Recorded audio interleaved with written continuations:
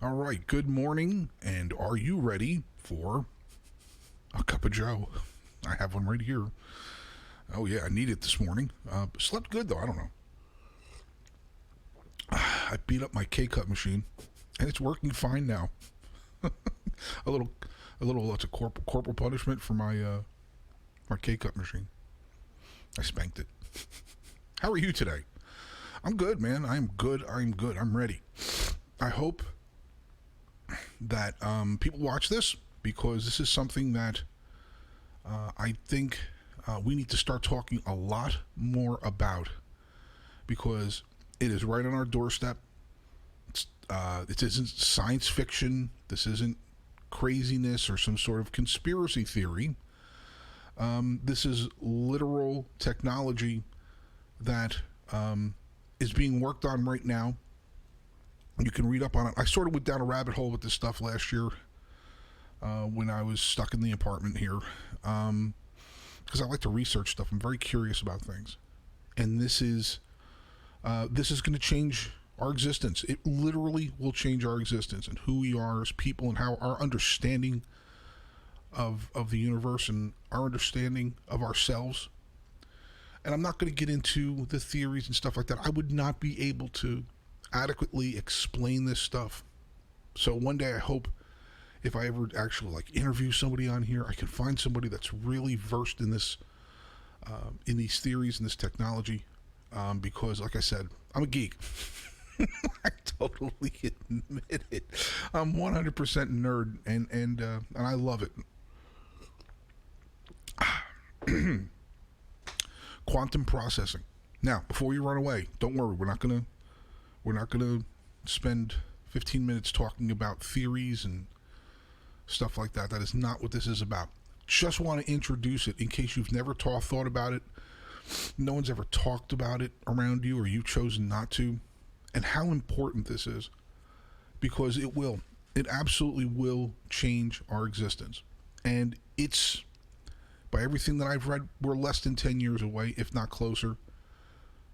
If I live into about 80, it'll be in our life. I will see it. I will see it in practical use all around me. You will too. Your grandchildren will be born into this. And it is wondrous, and it is interesting, and it's fascinating, but it's also pretty scary. And I'll get into this. I just love being curious about things, and I started reading up on this stuff last year. And not like I said, this isn't Alex Jones stuff. I'm talking about Scientific America.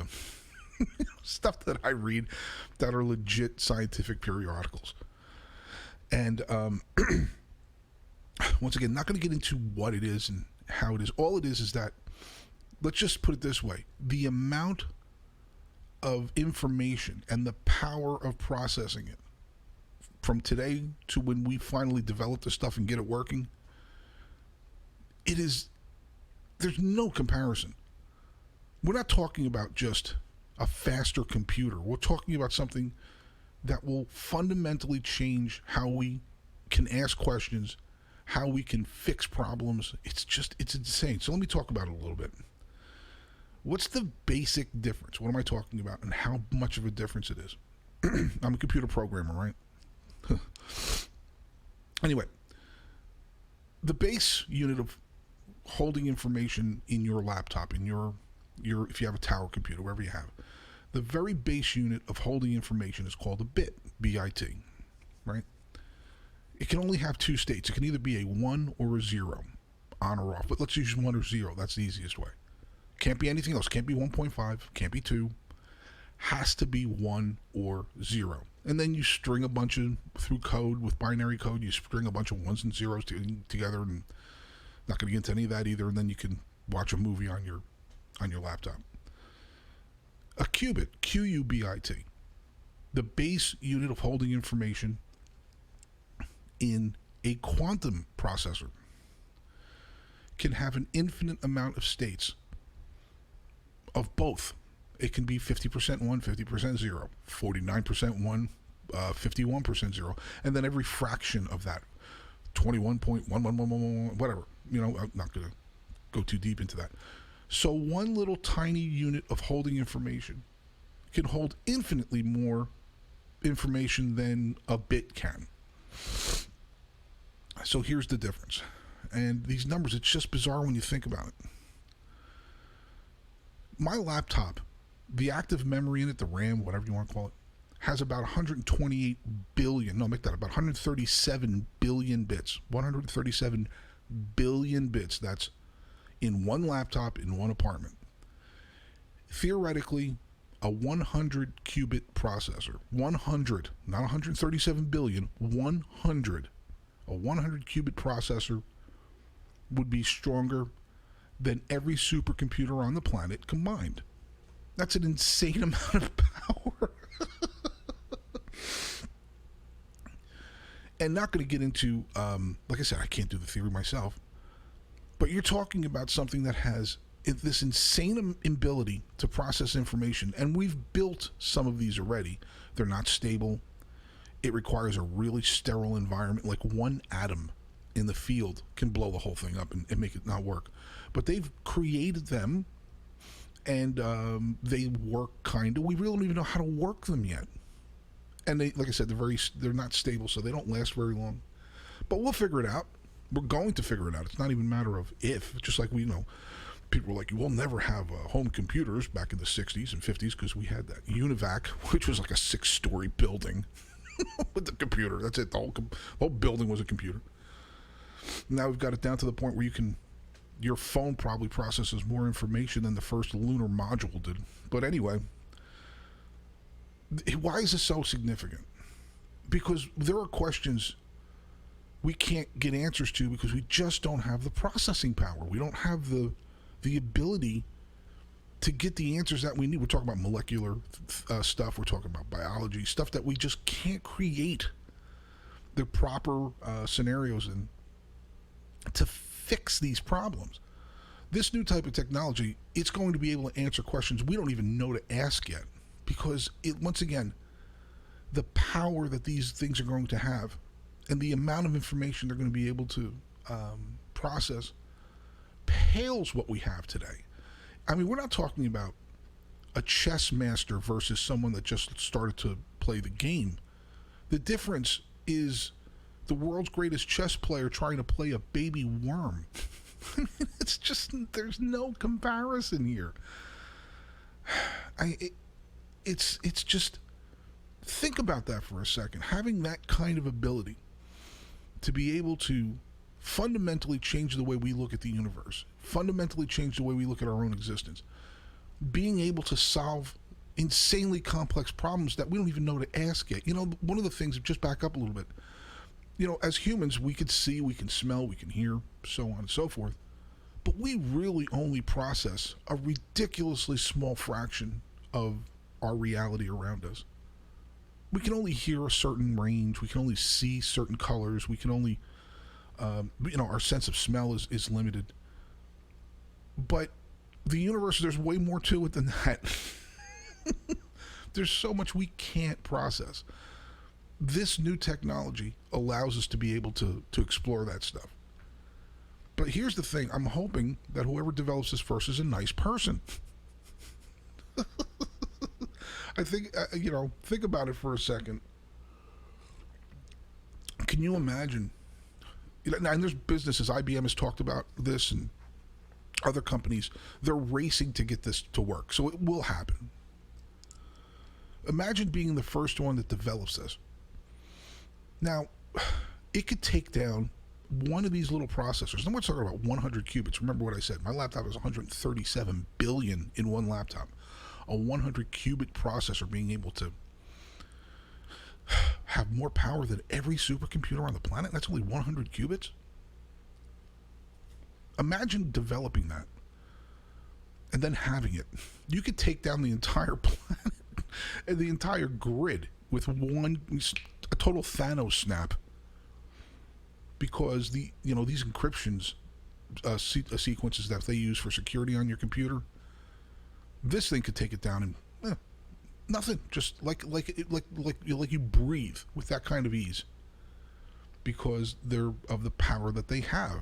And trying to stop it, a regular computer trying to stop this, You might as well have it's like trying to stop a nuclear missile with aluminum foil. I mean, you ain't going to be able to do it. It's not going to happen.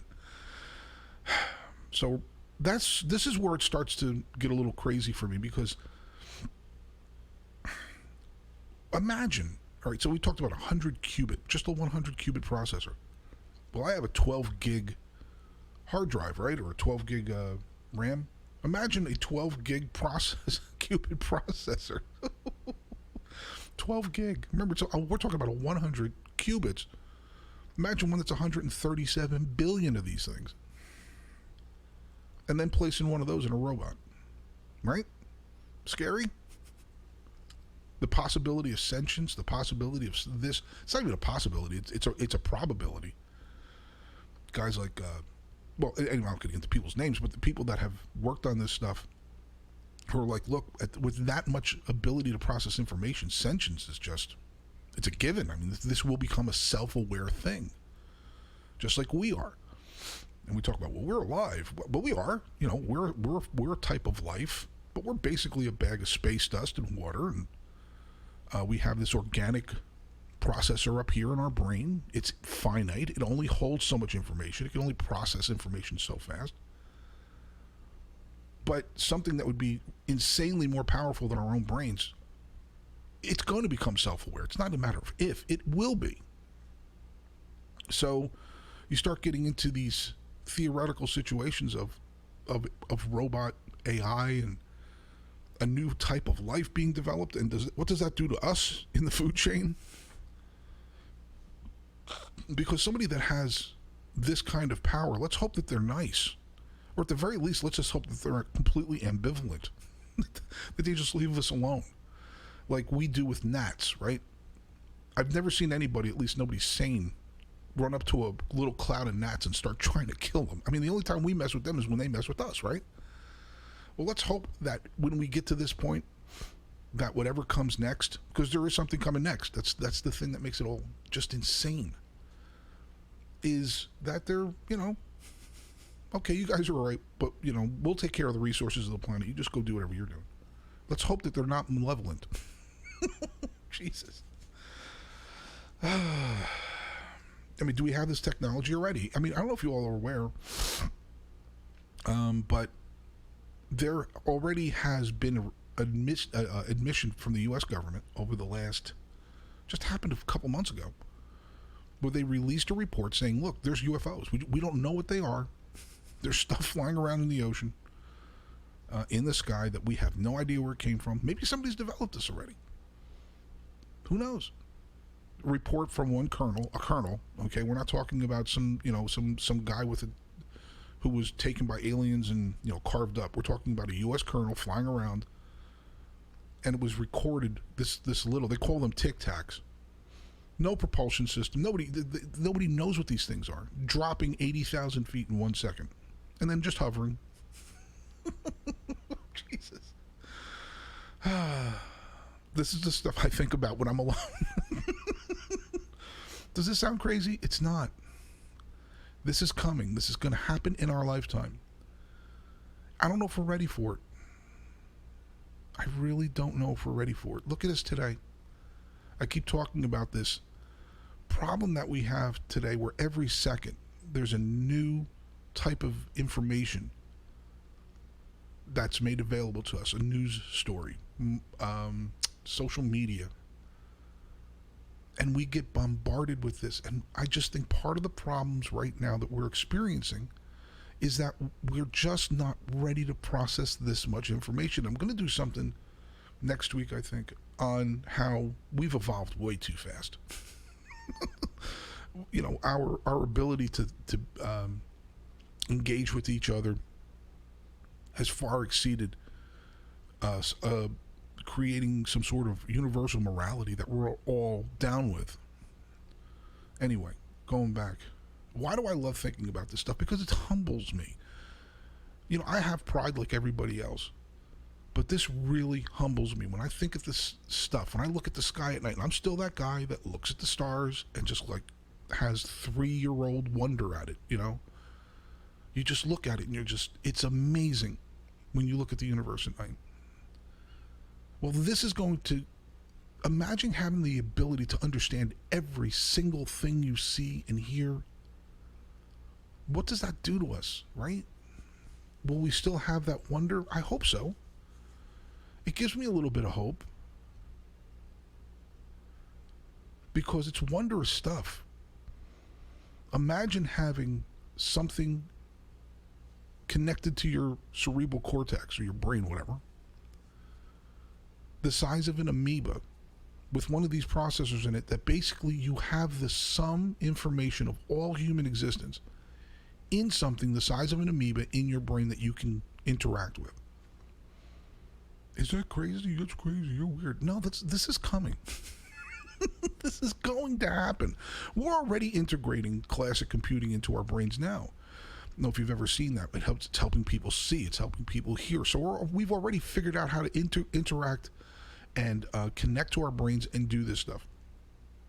Now imagine something a trillion times stronger and basically being microscopic. And I don't mean it's going to take over our brains. That's not what I'm saying.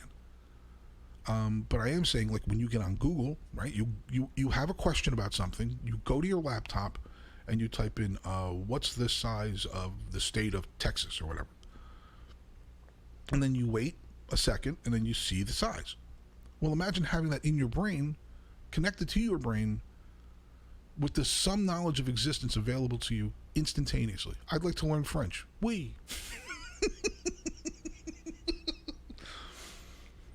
No, I don't think I'm not talking about matrix stuff. Like, your body can't, if your body can't do jujitsu because you're insanely out of shape and fat like me, knowing how to do jujitsu isn't going to do too much because you still have to have the physical capability of doing it.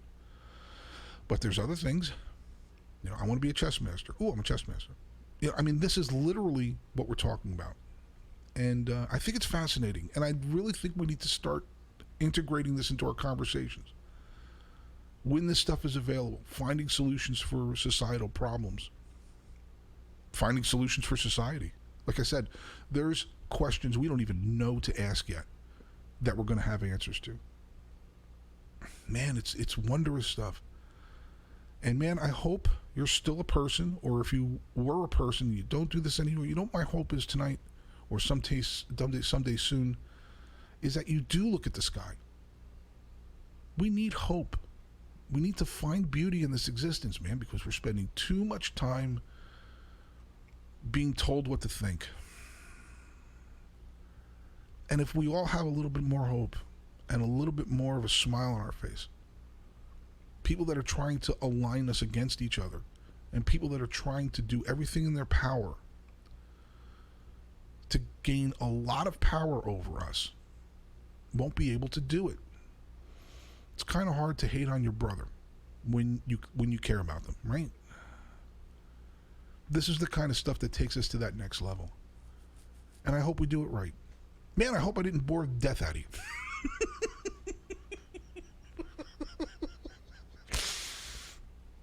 This is the kind of stuff that I think about sometimes. And I just, man, it's amazing. I hope you have a wonderful day. I love you. I want nothing but good things for you. And, man, don't be afraid to look at the stars sometimes. You have a great day. We'll do this again tomorrow. Bye.